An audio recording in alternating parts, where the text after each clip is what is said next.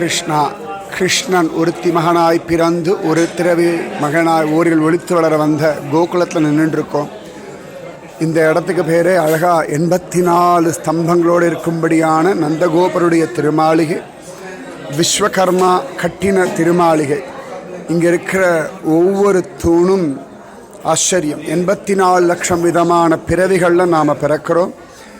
இந்த ஒவ்வொரு தூண்லையும் நம்ம ஒரு பிரதட்சணம் பண்ணிட்டோம் அப்படின்னா நிச்சயமாக இனிமேல் 84 லட்சம் பிறவிகள் கிடையாது.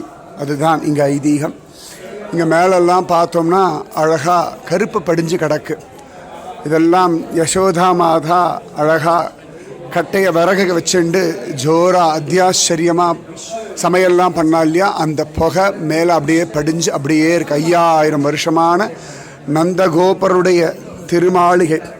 ஆண்டாள் திருப்பாவையில் சொல்கிறா இல்லையா, நந்தகோபன் திருமாளிகை. அந்த திருமாளிகை இதுதான். இந்த இடத்துல இந்த தூணெல்லாம் கிருஷ்ணனுடைய காலத்தில் ஸ்பட்டிகமாக இருந்து பகவானே தெரிஞ்சிருக்கான். ரொம்ப அழகாக கிருஷ்ண கர்ணாமிர்தத்தில் ஒரு சந்தர்ப்பத்தில் லீலாசிகர் சொல்கிறார், யசோதா மாதா ஒரு சந்தர்ப்பத்தில் தூணில் தெரிகிற கிருஷ்ணனை பார்த்து உண்மையான கிருஷ்ணன் நினச்சிண்டு அவனுக்கு வெண்ணெயை கொடுத்தா சாதத்தை கொடுத்தான் காண கிடைக்கிறது. இந்த ஒவ்வொரு தூண்லையும் 33 கோடி தேவர்கள் ஒளிஞ்சின்றிருக்கா.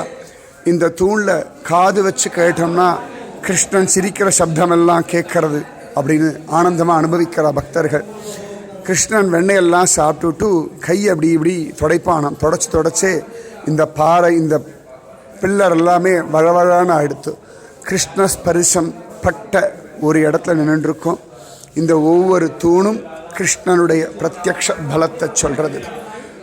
ஆச்சரியமான நந்தபவனம், கிருஷ்ணனுடையதான நந்தபவனம், அத்தியாச்சரியமான நந்தபவனம். வசுதேவர் கிருஷ்ணனை கொண்டு வந்து விட்ட இடம் இதுதான். ராதே கிருஷ்ணா, ஜெய் போலோ நந்தபவனுக்கு ஜெய்.